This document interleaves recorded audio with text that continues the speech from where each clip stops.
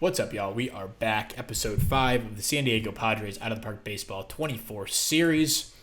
We are back. It's been a heck of a journey trying to record this 5th episode.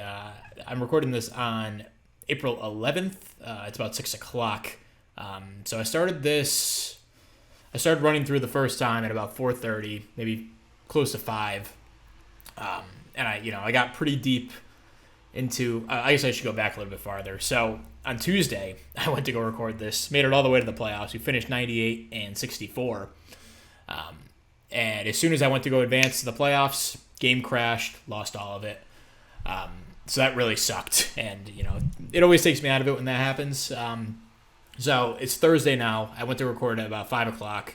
Got like mid-September, game crashed again. So that's why I just went and saved this. We're two weeks into, since we last updated. So going to try to make it through this time in some kind of, normalcy and not have the game crash and lose everything again. So, but yeah, this run through has actually been a lot better. The first one was really, really good. The second one was not good. And this one looks pretty good. Since the start of the month, we've lost one game, and that was on the first day of the month that we played. We took 2 out of 3 against Colorado. Good series overall. Good offensive game here. We did have a stinker, 4-2 loss. And I figured out what happened, what's going on with this. It says Bogarts hit a 3-run home run. This is from the first run-through that I did of the series. So if you see all of this stuff, it's not actually right. It goes back to what I had done when we won 98 games. So I finally figured that out. But yeah, we took 2 out of 3 against Colorado. Wound up sweeping the lowly Pirates in a pretty convincing fashion. And then we just beat the Marlins in a sweep 3-game set. They've also been bad. So we've taken care of business against some bad teams. We have a 3-game set here against Pittsburgh. We'll get to in a second. I did some promotions, demotions. I just called up Ethan Salas to AAA. Every time I've gone through this, I promoted him to AAA at different points in the year. But this time, I felt like doing a little bit earlier. So hopefully this is the one that stands because I'm really tired of going through this August and September episode. I'll probably promote Dylan Lesko at the end of when he comes off the IL. He's still on for 3 more days, out for another week. So we'll probably have to wait until September for him. But yeah, I made a couple other promotions in the minor leagues. Grant Pauley's had himself a heck of a month of August so far. Check him out, 522 average and 25 plate appearances. He's got 3 bombs, which is more than he's hit for the rest of the season. Yeah, he only has 5 on the year. So, yeah, he's had a really nice month, kind of putting the team on his back. A 181 WRC plus at this point. Bogarts continues to be awesome. He's had a couple of really good games, a couple of 4-hit games back-to-back, 3 doubles in this one. He stole 22 bases on the year. He's having a great year. Machado has been really good. Yuji Rosario has been good in the role that he's had to play. He's that weak side of the platoon, righty bat against lefties at DH. Tatis, it's been a bit of a disappointing year, 106 WRC plus, but he brings it with the glove, and he started to hit a little bit more since a really tough start. Cronenworth's been about league average. Not too impressed by him, but hopefully we can get some more out of him coming down the stretch. Merrill's definitely improved. He's had a nice little run here of games. So he's solidified the left field spot, at least against righties. Against lefties, it's a little more sketchy, but we do have Hunter Renfroe to throw in there, and he's done a really nice job. Campusano has been good. The last run through, he dropped down like a 70 WRC plus. I had to drop him out of the 6 hole, and this outcome looks a lot better for him. A lot more like the first run through that we did. And Manny Margot has been really surprising, 83 WRC plus. We did just sign. I've done this every time I've gone through this. We signed Kevin Kiermaier. He was out in the free agent pool. He's played 2 games in AAA so far. Probably going to call him up in the next couple of days. We're running with 14 pitchers right now still, so Chavez might be a victim of the roster crunch. He's walked a ton of guys. He's walked 8 in 8 innings. So we'll have to go without a long man when Chavez is DFA'd, assuming that he is in coming a couple of days. But we'll probably wait until after the Pittsburgh series to do that. We'll see what happens here. We have Mitch Keller on the mound for them, Johnny Brito on the mound for us. And a 10-0 victory. Our team, wow, okay. What the heck is that win probability? Okay, that's not the right win probability chart either. Obviously, it did not go. But this was the original run through. We had a crazy freaking run. I tell you, it was wild. We won so many fun games, and I wish we had that saved, but unfortunately, it is wiped. But Johnny Brito, 6 innings, 10 Ks. Jesse Chavez trying to keep his roster spot there. A really good outing for him as well, and Cosgrove too. So we win game 1. We keep our winning streak going. Game 2 against Pittsburgh, they'll have Jordan Wicks on the mound against Joe Musgrove, who's had an up and down season. Overall has been good. And a 7-4 victory.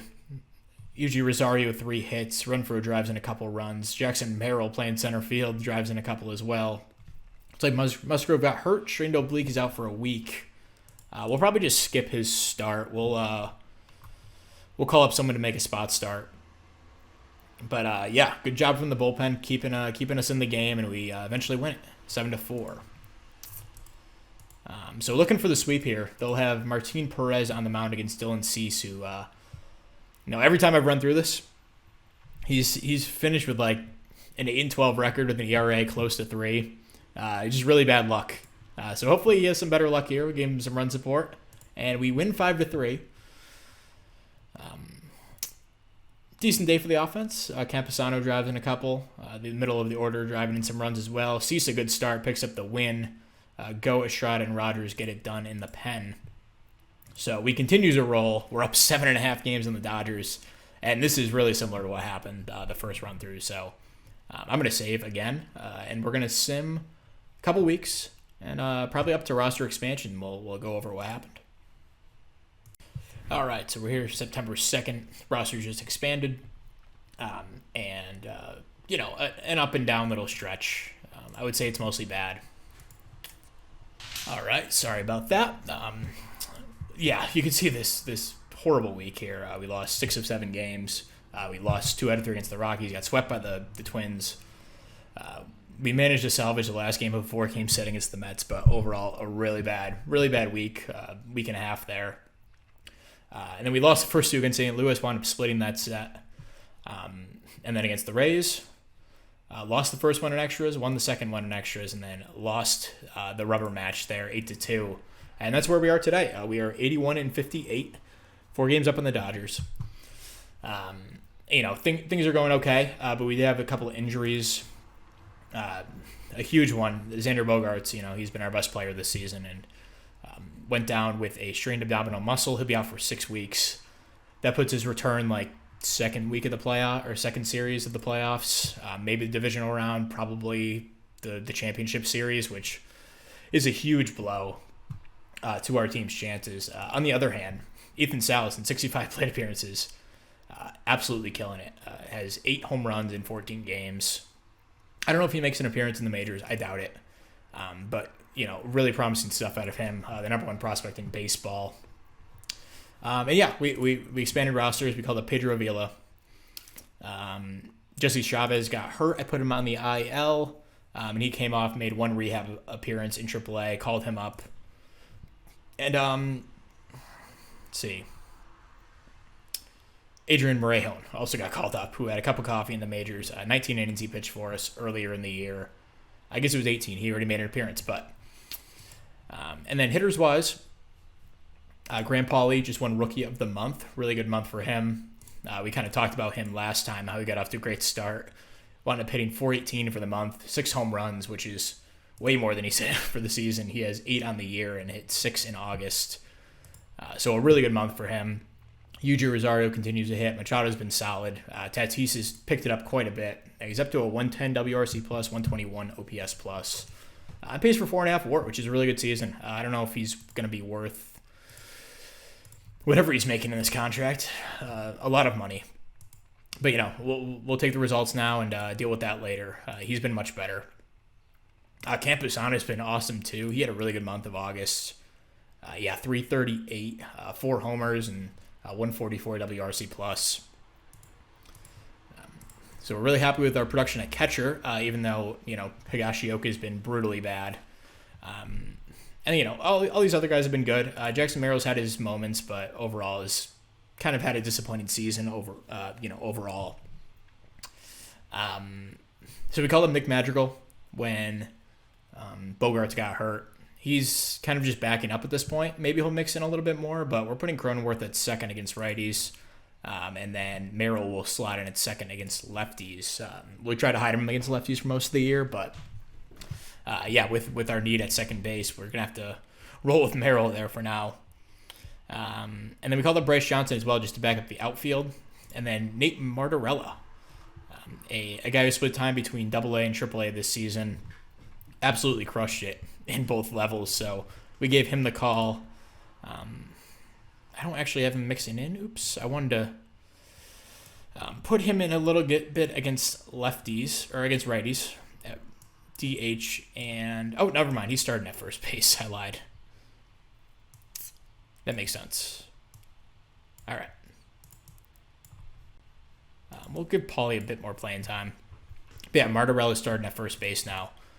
He's had one game, 5 plate appearances. Has not recorded a hit yet, but hopefully he can give us a little bit of offense over there first in the strong side platoon. So, with that update, we'll be back in a couple weeks. Hopefully my game doesn't crash, and we'll update that. All right, we're here September 19th. We'll sum up to the 20th. Just see how the Dodgers fare. Okay, so we are 3 games up on the Dodgers, 88 and 65. Pretty middling little run here. This is kind of been the story of the second half, it seems. We got off to a really nice start, taking 2 out of 3 against the Tigers, and then 2 of 3 against the Giants. Then we got swept in this 2-game set against Seattle. 1-2 out of 3 again against San Fran, and then just lost this tough series against Houston. The rubber match, a 7-1 defeat against Justin Verlander. Madison Bumgarner picked up the save, I guess. Wow. But yeah, Mike King, not a good stretch for him. The other run-throughs of this 2-month stretch, he was much better, but this one not so much. Overall it's been tough. Jalen Beeks has gone through a really rough stretch. He's up to a 5.59 ERA with us. Probably should pull him out of the 7th inning at this point. We have some other options. De Los Santos, or actually Go's been really good. Let's put Go in the 8th, Jeremiah Estrada in the 7th. Paulie has fallen off a little bit, but still been a really good player this season. Added another 2 more home runs to his season total. Campusano has moved up to our 3rd best hitter. He's been awesome. Manny Machado struggled quite a bit down the stretch. 111 WRC plus on the year. Tatis was really on a nice run. His August was really solid. 125 WRC plus, and then so far in September has not been quite as good. So we're going to get a little bit more out of him. Cronenworth's fallen below league average according to WRC plus. Martorella hasn't been great at first base. Jackson Merrill definitely continues to struggle against lefties. It's been really brutal, but overall the offense has been an issue to some extent, but we're being held up by a lot of average enough players. Renfroe hasn't provided much against lefties so far. Jesse Chavez is hurt. Okay, that's news. The pitching's been good outside of Mike King. Brito, Darvish, Cease, and Musgrove all been good. Musgrove struggled a little bit, but overall in the season, he still has decent numbers. The bullpen's been solid enough outside of Beeks recently, and Suarez and Matsui as well. We're gonna keep rolling with them. We have a series here against Chicago, a pretty big one. We'd love to sweep them. They've not been good this year. Let me save this really quick because every time I go click on the team, it seems to crash. So if I do, we won't lose all of this progress. So game 1 in the set, Yu Darvish on the mound. We lose 8-5. Tough game. Margot drives in a couple, but not much else. Darvish, a really rough start. He's been pretty bad this second half. But Johnny Brito here in game 2 against Drew Thorpe, a couple of Yankees, former Yankees. Jesse Chavez is out for the season.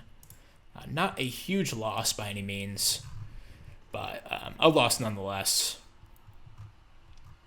We'll call up Randy Vasquez. Pedro Avila really struggled in his time up, hence why he's down in the minors again. He had a 7.66 ERA, just a bunch of stinkers. So, if we need an arm, maybe we'll call him up. But Vasquez will take that spot that Chavez just left, and we win 5-3. Good start by Brito. Really nice start. 6 innings, 2 runs. I don't know if I mentioned Tatis is leading off now with Bogarts out. So looking for the series win here. We win 8-4. 4 games up on the Dodgers. We have clinched the playoffs now. 90-66.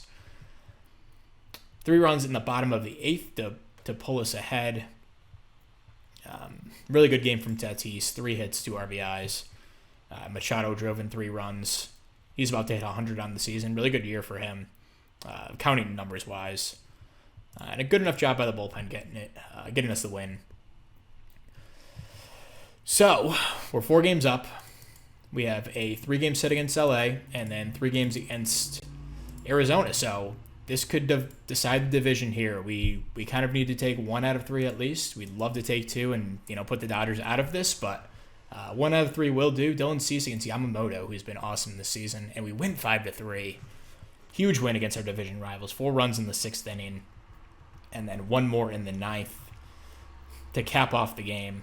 4 hits from Jackson Merrill. Love to see that.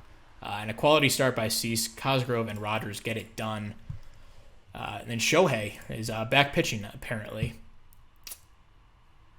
How has he done this year? He's had a really good season. Not pitching-wise, but hitting-wise. So Mike King on the mound against Shohei Ohtani. And we lose 12-2, and Nathan Martorella, that's a tough break for him, man. He was getting some run at first base. He started to hit a little bit, too. But, yeah, he'll be out for the rest of the season.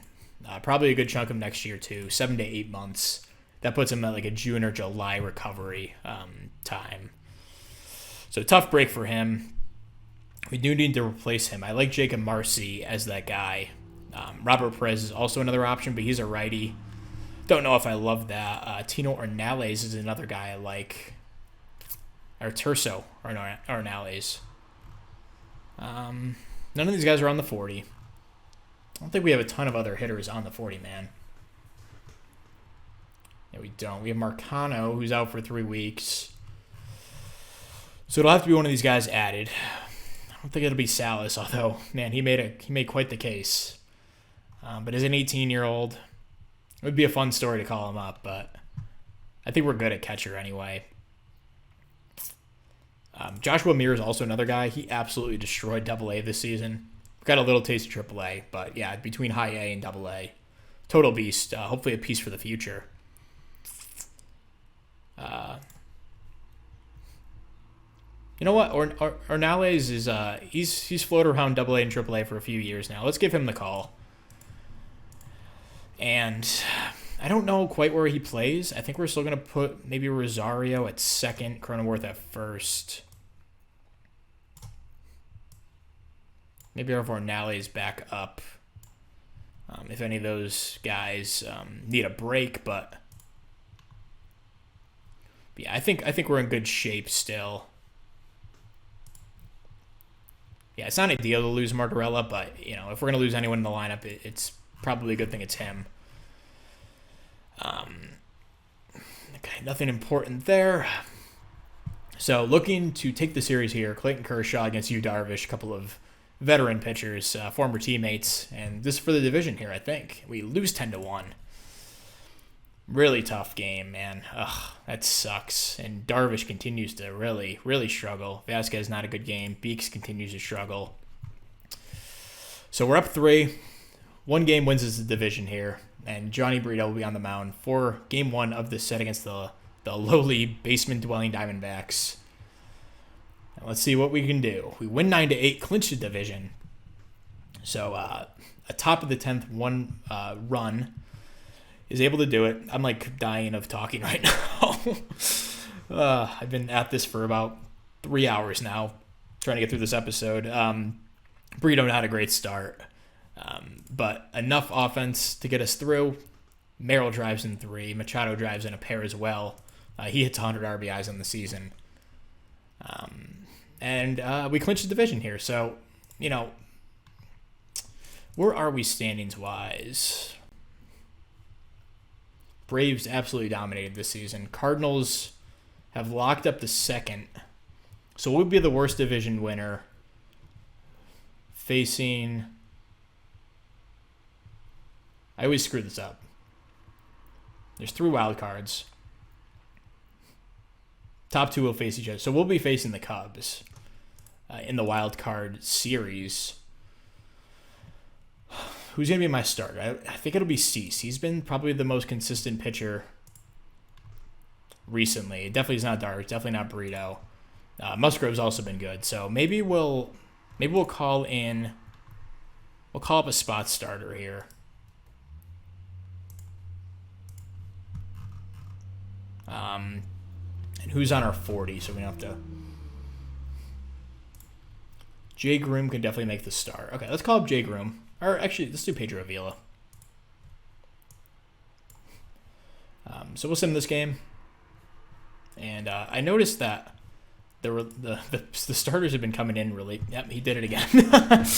Yeah, this happened the first time I ran through it where, it used to be none specified. They wouldn't pitch that guy, but now it's none specified. Let's throw him in anyway. So I should have just rested him, but he only threw 42 pitches. But whatever. And I don't want to see starting either, so send down Avila and call up another spot starter to get us through this day. Let's go with Glenn Otto or Jay Groom. Let's go with Jay Groom.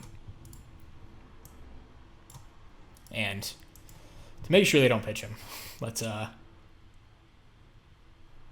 bench him for this game. Okay. Jay Groom on the mound. And we lose 6-3, but win the division. We were going to be in the wild card series anyway.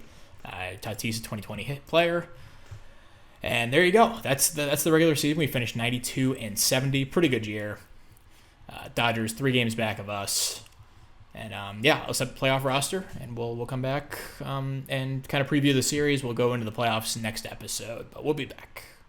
All right, so quickly we'll go through the playoff roster. We're carrying 12 pitchers, 14 hitters for the series. It's a 3-game set, so just need the 3 starters. We're going to go with Cease, Musgrove, and King, mostly because I like King's upside compared to Darvish at this point. So Darvish will come out of the pen. Johnny Burrito's here as well. That'll be De Los Santos, Matsui, Cosgrove, Suarez, Beeks, Go, and Rogers. That doesn't seem right. I'm missing someone. I'm missing Estrada. Okay, so how did Suarez do in the last few months? September he struggled, only 3 games. August he was good. I think we give him the nod on the roster. But Burrito was good too. Might need some length. Matsui wasn't good either.